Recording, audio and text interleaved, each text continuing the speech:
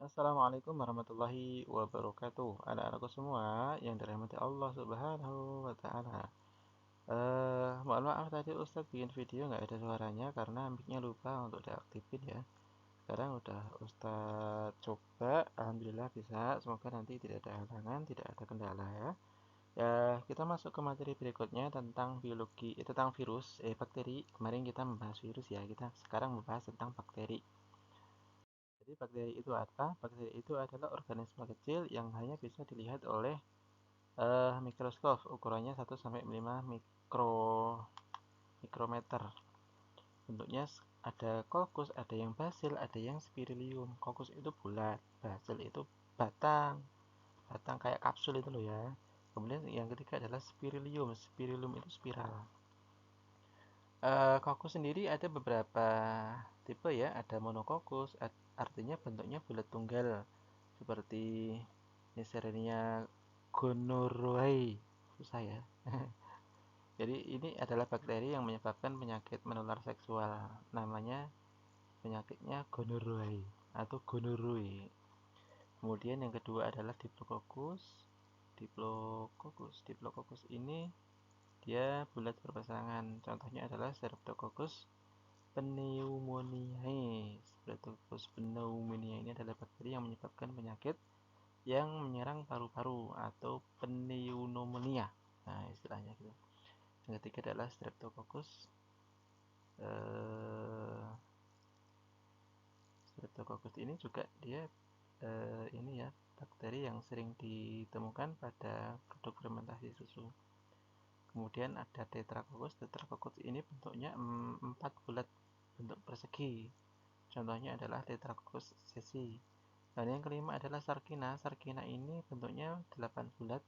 Contohnya adalah Saceae. Kemudian yang keenam adalah Staphylococcus. Staphylococcus ini menggerombal seperti buah anggur. Nah, contoh gambarnya adalah seperti ini. Ini adalah kokus ya, kokus ya, ya sama lah. Oh, Diplococcus kayak gini, sama.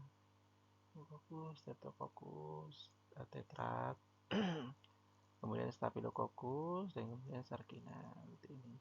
Kalau gambar dalam di bawah mikroskop ya kurang lebih seperti inilah contohnya. Contoh penampakan bakteri yang punya tetrat. Kemudian bakteri yang berbentuk Sarkinae, kemudian Staphylococcus atau bentuknya seperti anggur. Kemudian morfologi sel bakteri yang pertama adalah basil. Basil ini basil kayak kayak kapsul itu loh mas. Jadi ada yang monobasil, batang tunggal. Contohnya adalah Escherichia coli. Escherichia coli ini adalah bakteri yang ada di dalam usus. Kemudian diplobasil, artinya batang berpasangan. Ini ketiga adalah streptobasil, batang berantai. Kemudian morfologi sel bakteri.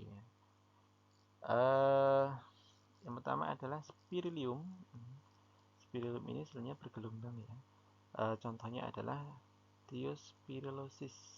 Kemudian yang kedua adalah Spiroseta, bentuknya seperti sekrup. Contoh bakterinya adalah Treponema pallidum. Yang ketiga adalah Vibrio, bentuknya seperti koma.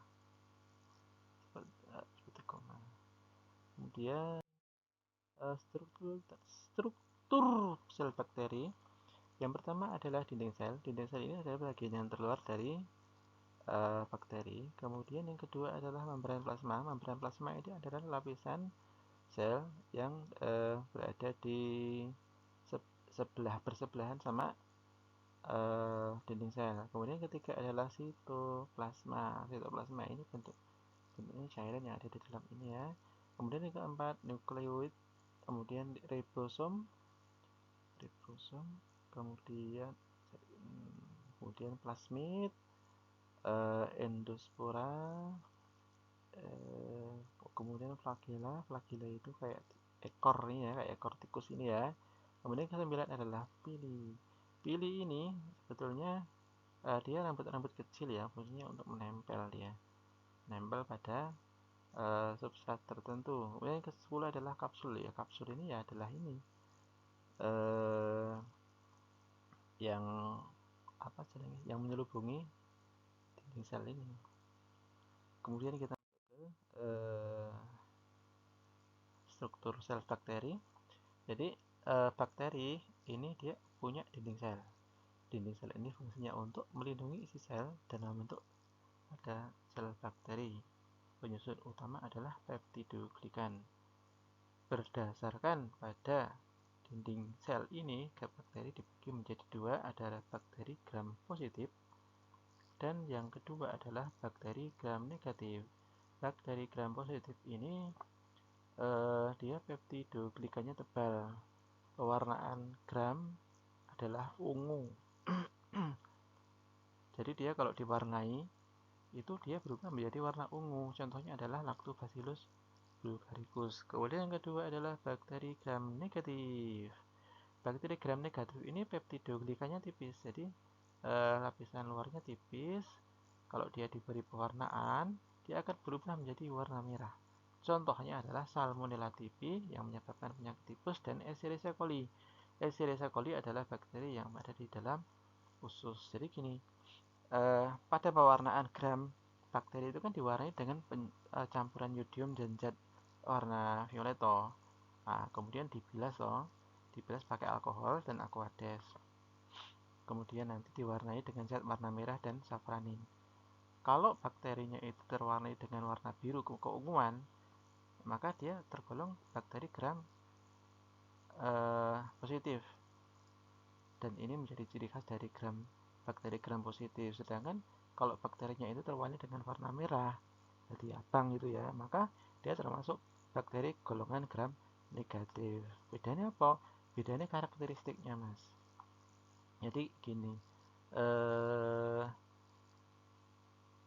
bakteri gram negatif itu dia lebih patogen daripada gram positif. Artinya bakteri gram negatif itu efeknya negatif gitu aja ya, biar mudah diingat ya. Efeknya negatif buat kesehatan. Dia bersifat patogen atau merugikan. Nah, kenapa? Karena perbedaan komponen dinding selnya tadi, kembali ke tadi ya. Jadi bakteri gram positif itu adalah bakteri yang memiliki membran tunggal. Nah, dilapisi peptidoglikkan tebal. Sedangkan bakteri yang gram negatif itu bakteri yang dinding selnya terdiri dari lapisan lipopolisakarida yang dia diketahui sebagai endotoksin. Kok beda warna, Mas? Ya, beda penusat. Jadi dalam sistem pewarnaan, bakteri akan mendapatkan perlakuan berupa pewarnaan dinding sel. Bakteri yang tergolong gram positif dia adalah bakteri yang memiliki dinding sel multilapis. Berbeda dengan dinding sel yang bakteri gram negatif ya, dia hanya terdiri dari satu lapis saja dan mengandung lipid serta lipoprotein. Jadi gitu. Kita ke contoh penampakan. Ini adalah bakteri gram positif dindingnya. Kemudian ini adalah bakteri gram negatif. Kita masuk struktur sel bakteri. Yang pertama adalah membran sel. Fungsinya untuk melindungi seluruh isi sel. Kemudian yang kedua sebagai pintu masuk keluar zat ke dalam dari luar dan ke dalam sel. Ini loh. Nah, ini membran sel. Kemudian yang kedua sitoplasma. Sitoplasma ini tersusun atas air. Terdapat nutrisi seperti karbohidrat, protein, lipid. Dia tempat berlangsungnya reaksi metabolisme. Kemudian yang ketiga adalah mesosom. Mesosom ini terbentuk karena adanya pelipatan membran sel ke arah dalam. Ini ya. Ini sama ini. Nah, fungsinya apa? Fungsinya sebagai sintetis dinding sel. Kemudian nanti ketika dia akan membelah, dia masuknya lebih dalam. Sini juga membelahnya masuknya lebih dalam. Akhirnya membelah sel dan membentuk sel yang baru. Kemudian struktur sel bakteri. Struktur sel bakteri ada nukleoid, ini merupakan kromosom yang berada di dalam sitoplasma dan tidak disertai oleh membran inti sel. Ini ya, yang di sini. Kemudian mengatur informasi genetik pada sel bakteri. Jadi dia ada materi genetik ada di sini, yang fungsinya untuk mengatur informasi-informasi genetik pada sel bakteri tersebut. Yang kedua adalah ribosom. Ribosom ini tempat terjadinya sintetis protein di sini ya. Kemudian plasmid. Plasmid ini merupakan materi genetik berbentuk sirkular atau bulat. Kita ke selanjutnya. Struktur sel bakteri, endospora. Endospora ini, jadi ini ya. Endospora itu suatu keadaan di mana bakteri itu dia mencoba mempertahankan diri dari kondisi yang tidak menguntungkan. Jadi bentuknya seperti ini. Dia endosporanya berkembang karena ekstrim, lingkungannya ekstrim. Atau kalau ibarat kita itu krisis gitu lah ya, krisis. Maka dia endosporanya berkembang. Kemudian yang kedua adalah flagela. Flagela ini sebagai alat gerak bakteri. Kalau kita manusia sebagai alat gerak kita adalah tangan dan kaki ya. Tapi bakteri itu flagela adalah alat geraknya. Ada beberapa macam flagela. Yang pertama adalah monotrik. Monotrik ini flagelanya satu aja di ujung. Kemudian lobotrik. Lobotrik ini flagelanya pada salah satu ujung saja, tapi banyak. Nah, gitu ya, berpusat di sini. Yang ketiga ambitrik. Ambitrik itu flagelanya di ujung sini dan ujung sini, dua ujung. Kemudian peritrik. Peritrik ini flagelanya ada di seluruh permukaan tubuh sel. Pili. Pili ini rambut-rambut kecil ini loh. Ya, dia seperti flagela. Kalau flagela kan ini ya lebih besar ya. Nah, ini flagela. Kalau pili itu lebih kecil. Jadi dia dimiliki oleh bakteri gram positif untuk melekat pada substrat atau senyawa. Kemudian pili ini fungsinya untuk konjugasi atau transfer genetik ke bakteri yang lainnya. Menempelkan materi genetik ke bakteri yang lainnya ketika terjadi reproduksi seksual. Kemudian kedua adalah kapsul. Kapsul ini bentuknya dia lapisan ya, lapisan yang ada di bagian luar yang menyelubungi bakteri. Dia bentuknya seperti lendir. Fungsinya untuk melindungi bakteri dari fagositas. Fagositas apa toh? Fagositas itu pemangsaan dari apa ya? Senyawa luar. Bentar.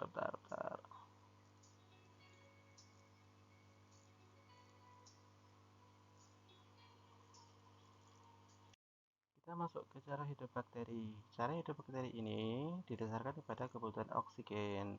Yang pertama adalah bakteri aerob. Bakteri aerob ini dia membutuhkan oksigen. Contohnya adalah Bacillus subtilis, Pseudomonas. Kemudian yang kedua adalah bakteri anaerob obligat. Dia tidak bisa hidup jika ada oksigen. Dia justru akan mati kalau ada oksigen. Contohnya adalah Clostridium botulinum dan Clostridium tetani. Kemudian ketiga adalah bakteri anaerob fakultatif. Jadi dia bisa hidup dalam kondisi aerob maupun anaerob. Contohnya adalah Escherichia coli dan Staphylococcus. Kemudian yang kedua adalah bakteri autotrof, didasarkan pada kebutuhan karbon. Yang pertama adalah bakteri autotrof. Bakteri autotrof ini adalah bakteri yang dapat membuat makanannya sendiri. Dia bisa menggunakan karbon dioksida sebagai sumber karbon. Kemudian yang kedua adalah bakteri heterotrof. Bakteri heterotrof ini adalah bakteri yang tidak bisa membuat makanan sendiri dan dia tergantung dari lingkungannya, memperoleh makanan dari zat organik dari lingkungannya karena tidak dapat menyusun zat makanan sendiri. Kemudian ketiga adalah didasarkan pada sumber energi. Bakteri itu dibagi menjadi bakteri fotoatrof, adalah bakteri yang menggunakan cahaya sebagai sumber energi. Contohnya adalah cyanobacteria dan chromatium. Kemudian yang kedua adalah bakteri Gamma autotrof. Adalah bakteri yang menggunakan senyawa kimia dan karbon dioksida. Contohnya adalah nitrobakter. Kita masuk ke reproduksi bakteri. Reproduksi bakteri itu dibagi menjadi dua, ada aseksual dan yang kedua adalah reproduksi seksual. Reproduksi aseksual ini adalah reproduksi dengan cara membelah diri tanpa membutuhkan pasangan. Kemudian yang kedua adalah istilah yang sering digunakan adalah pembelahan biner. Pembelahan biner ini adalah pembelahan sel ya. Jadi yang pertama ini adalah bakteri. Yang kedua dia mulai melakukan pembelahan. Yang ketiga dia sudah mulai membelah tetapi belum memiliki bentuk yang sempurna. Kemudian fase yang terakhir adalah terbentuk bakteri yang baru dengan bentuk yang serupa dengan yang satunya lagi. Kemudian reproduksi seksual, reproduksi yang melibatkan materi genetik yang ditransfer ke sel bakteri yang lainnya. Ada beberapa pembagian, ada 3 pembagian. Yang pertama adalah transformasi. Transformasi ini perpindahan DNA bebas ke sel bakteri yang lain. Yang kedua adalah transduksi. Transduksi ini perpindahan sel bakteri ke bakteri yang lainnya dengan cara perantara bakteriofag. Bakteriofag sendiri itu sebetulnya adalah virus yang menginfeksi bakteri. Yang ketiga adalah konjugasi.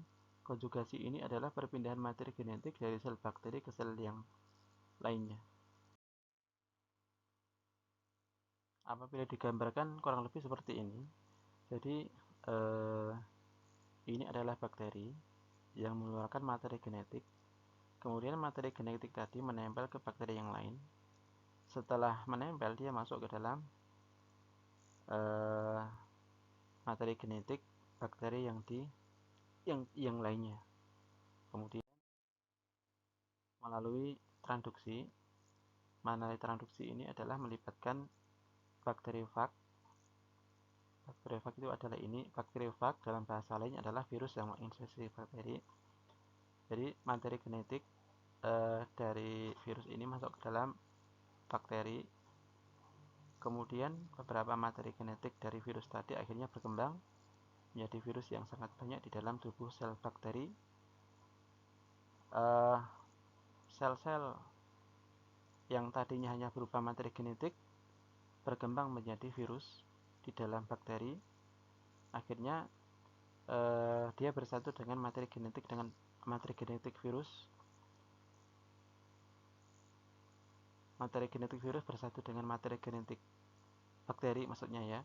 Kemudian virus yang merupakan perkembangan dari yang ada di dalam tubuh bakteri tadi, akhirnya dia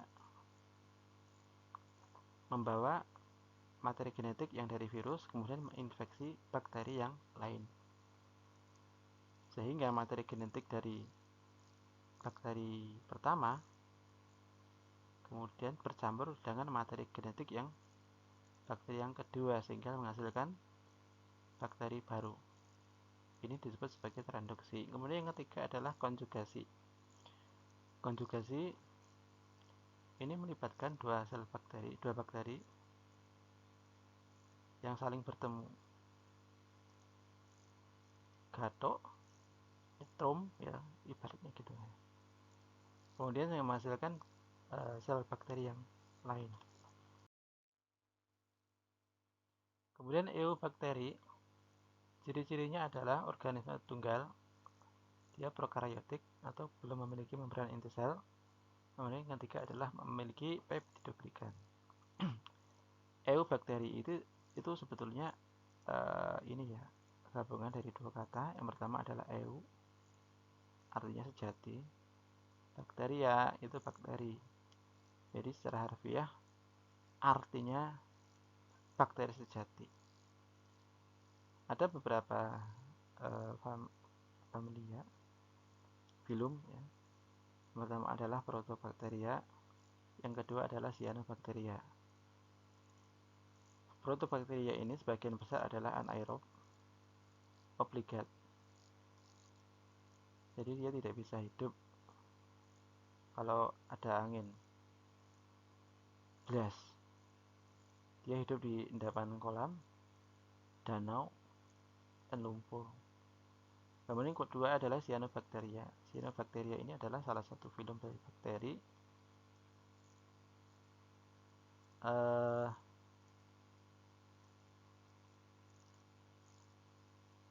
Dia melakukan memenuhi kebutuhannya dengan cara melakukan fotosintesis. Kalau kalian lihat kolam lele itu berubah menjadi warna hijau, itu karena ada peran dari cyanobacteria ini.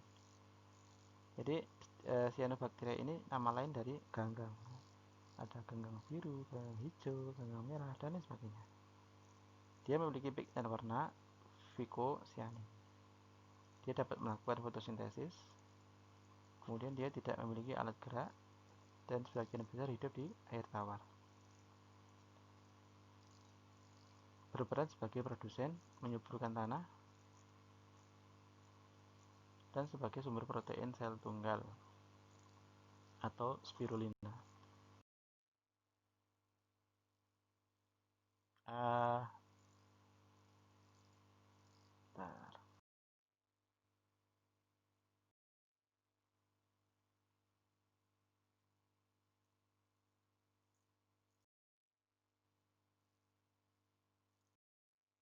Kita langsung masuk ke sini ya. Peran bakteri ya. Peran bakteri, ada bakteri yang menguntungkan, ada bakteri yang merugikan. Yang pertama adalah bakteri yang menguntungkan. Contohnya adalah Escherichia coli.